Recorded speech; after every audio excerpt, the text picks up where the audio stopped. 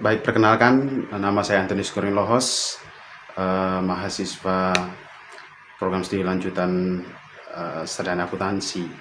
Pada saat ini, saya coba memaparkan proposal terkait bisnis ayam potong fresh.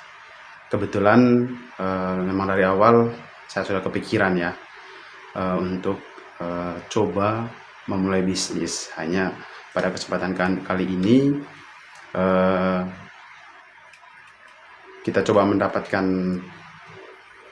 project untuk membuat proposal terkait bisnis kita, dan pada saat ini saya coba memaparkan proposal bisnisnya terkait ayam potong fresh dan nama bisnisnya itu yaitu PD Manuk Komodo.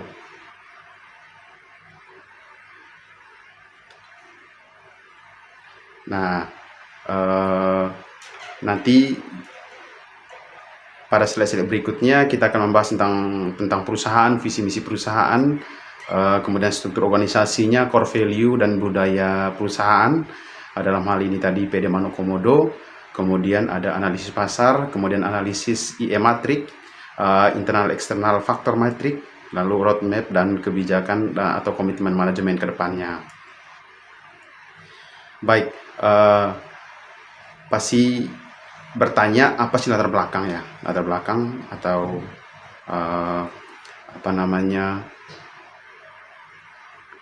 yang menyebabkan sampai ada kepikiran untuk membuka bisnis terkait ayam potong ini ya. Oke, latar belakang yang pertama itu adanya pertumbuhan wisata ya, khususnya di Labuan Bajo. Jadi Labuan Bajo itu sekarang udah menjadi pusat wisata dan sudah naik menjadi level premium ya. Jadi di sana memang sudah wisatanya sudah berkembang, sudah maju, dan wisatawan lokal dan mancanegara sudah berdatangan di Labuan Bajo. Jadi ada peningkatan dari segi sektor pariwisata dan juga dari sektor hotel, resto, dan juga rumah tangga juga pasti banyak berkembang di sana, sehingga kebutuhan akan pasokan pangan juga pasti meningkat, khususnya terkait protein ya, protein hewani. Itulah yang menyebabkan sampai saya memikirkan untuk membuat proposal ini. Lalu ada pasokan lokal. Nah, di sana kan ada permintaan terkait protein hewani ya. Tapi pasokan lokalnya itu belum stabil di sana. Tapi memang jujur aja di Labuan Bajo dan wilayah Manggarai pada umumnya, memang untuk pasokan terkait ayam fresh yang seperti nanti saya paparkan ini memang belum ada ya.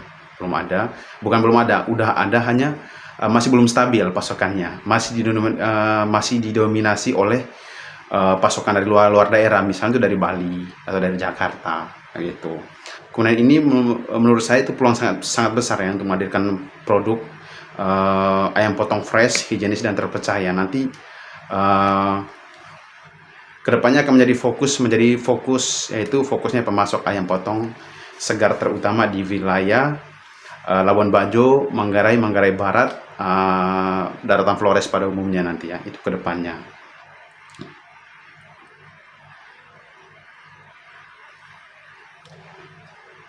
Perusahaan selalu memikirkan target jangka panjang ya, yaitu menuju bisnis pangan lokal yang higienis, berkelanjutan, bernilai sosial.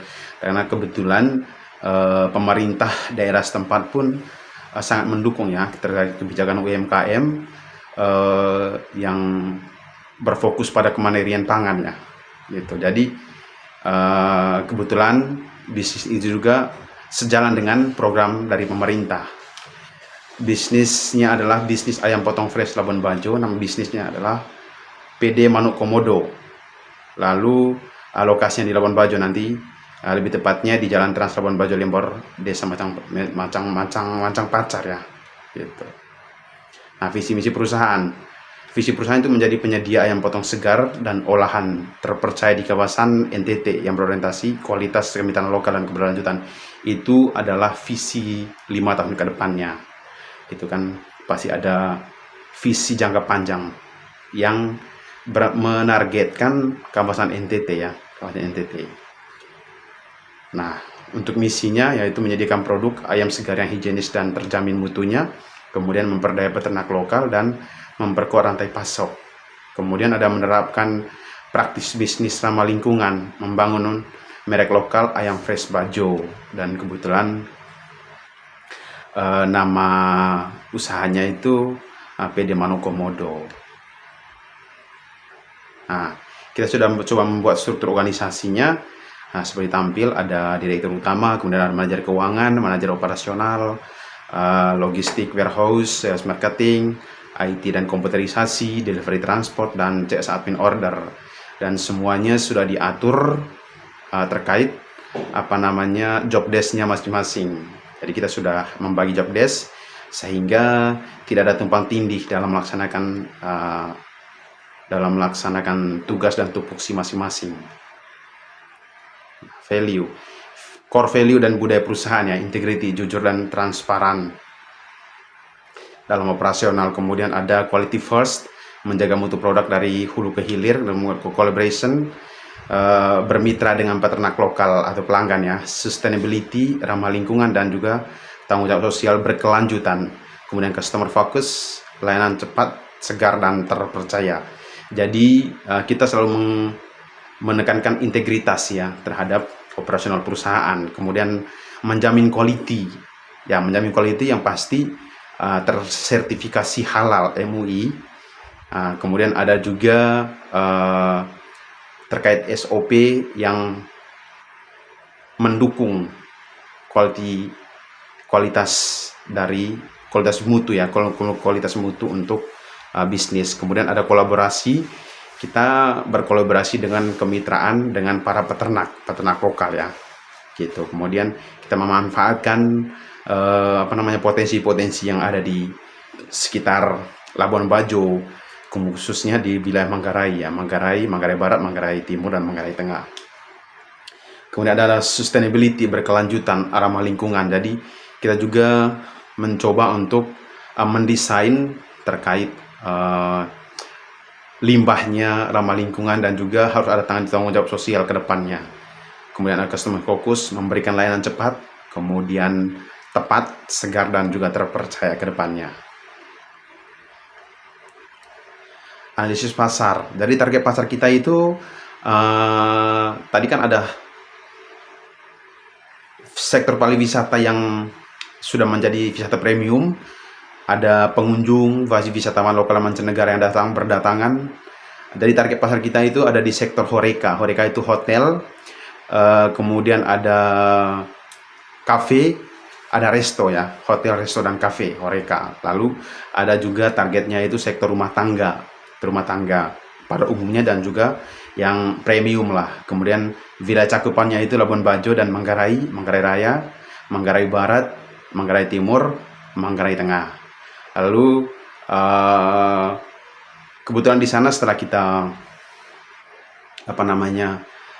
mencari informasi, emang ada beberapa bisnis atau usaha serupa, tapi yang paling berdiri sudah lama dan punya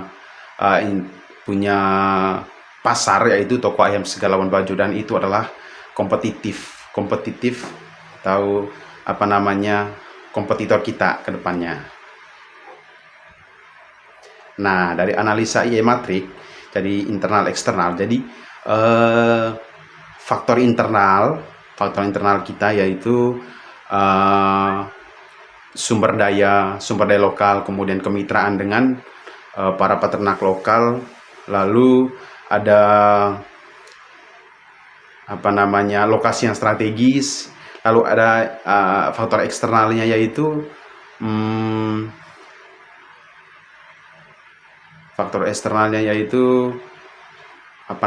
pasokan dari luar, kemudian naik turunnya atau fluktuasi harga begitu. Nanti setelah kita analisis jadi PD Manu Komodo ini ada di kuadran 5, yaitu hold and maintain ya.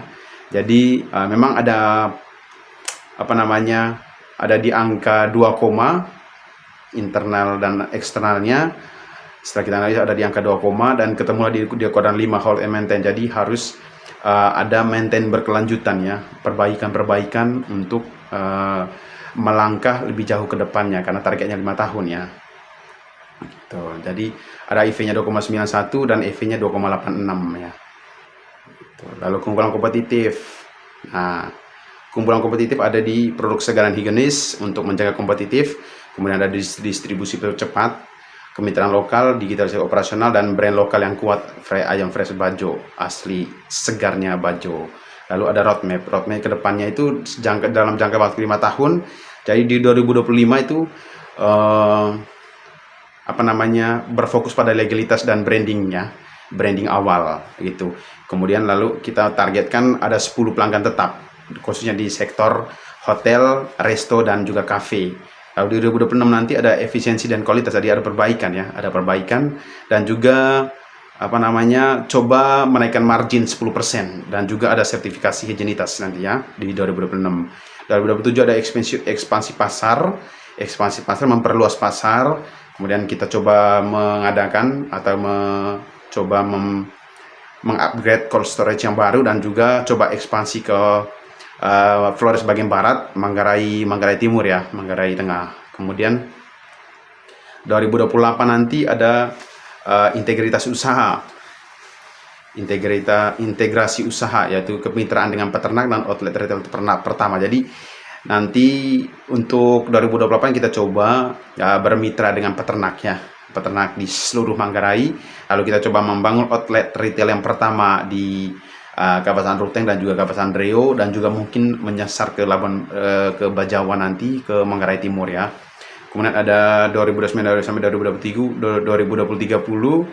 ada diversifikasi yang berkelanjutan. Jadi kita coba membuat produk-produk yang yang baru, coba abon ayam atau apa yang serupa, yang memanfaatkan bahan bakunya tadi ayam ya, gitu. Nah, fokus strategi utama, jadi fokus operasional, kita coba mengefisiensikan ya, lalu menjaga produk higienis dan juga stabil pasarnya ya. Pemasaran itu kebetulan kita brand lokal dan juga coba memanfaatkan loyalitas pelanggan ya. Kemudian kemitraan dengan peternak lokal sehingga pasokan menjadi stabil tanpa harus berharap kepada pasokan dari luar daerah. Nah, kalau untuk keuangan, kebetulan kita coba membuat desain BEP itu perkiraan di 1,5 tahun ya, gitu, ke 1,5 tahun. Kemudian semuanya di proposal 1,5 tahun BEP-nya. Lalu di tahun yang kelima kita coba dengan keuangan yang ada kita coba ekspansi pasar. Nah, untuk SDM kita fokus ke SDM, yaitu pelatihan dan insentif terhadap SDM yang unggul ya.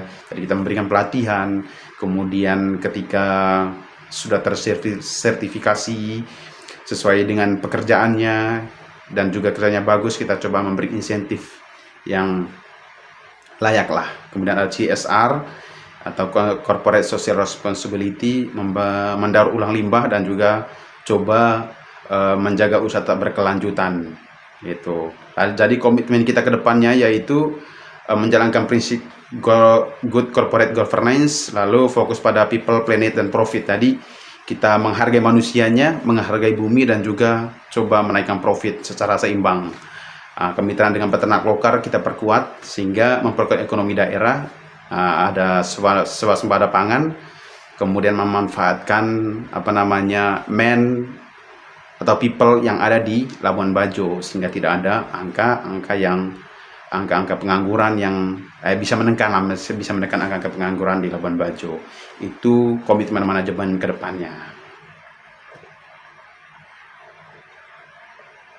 Jadi kita berharap senantiasa bahwa usaha ini membangun ekosistem yang berkelanjutan untuk pangan lokal ya, khususnya daerah Labuan Bajo, Manggarai dan sekitarnya. Kemudian ada nilai bagi peternak, yaitu selain memberikan pendampingan ada pasar tetap. Kemudian nilai bagi konsumennya itu produk segar dan juga aman. Nilai bagi lingkungan, memberi pengolahan atau mengolah limbah dengan baik. Lalu ada CSR bagi lingkungan sekitar. Dari Kemudian kita senantiasa mengharapkan dari Labuan Bajo untuk NTT ayam segar, aman, dan berdaya saing. Terima kasih.